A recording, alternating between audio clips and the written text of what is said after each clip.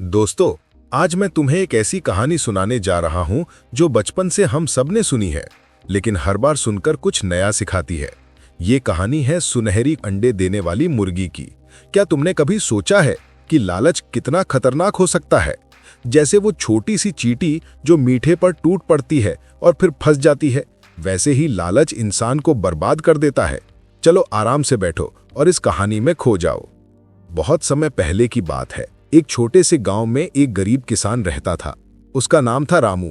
रामू दिन रात खेतों में मेहनत करता, लेकिन बस 2 वक्त की रोटी ही मुश्किल से जुटा पाता।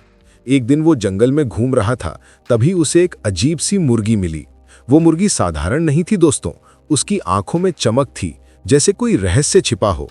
रामू ने उसे घर ले आया और पाला। अगली सुबह क्या देखता है, मुर्गी ने एक चमकदार सुनहरा अंडा दिया। वो अंडा असली सोने का था। रामू की आंखें फटी की फटी रह गईं। अरे वाह, ये तो कमाल हो गया, वो खुशी से चिल्लाया। अब हर रोज मुर्गी एक सुनहरा अंडा देती। रामू उसे बाजार में बेचता और धीरे धीरे अमीर होने लगा।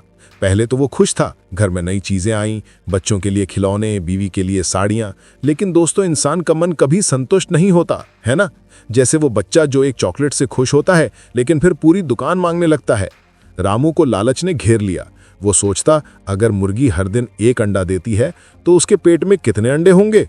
अगर मैं उसे काट दूं तो सारे अंडे एक साथ मिल जाएंगे, फिर मैं राजा बन जाऊंगा।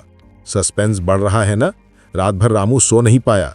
अगली सुबह उसने चाकू उठाया और मुर्गी को काट दिया, लेकिन अंदर क्या मिला? कुछ नहीं, बस साधारण मुर्गी जैसा पेट, कोई सुनहरा अंडा नहीं। रामू रोने लगा, अरे मैंने क्या कर दिया? मेरी लालच ने सब बर्बाद कर दिया। अब वो फिर गरीब हो गया, क्योंकि मुर्गी तो चली गई। दोस्तों, इस कहानी से क्या सीख मिलती है? लालच बुरी बला है।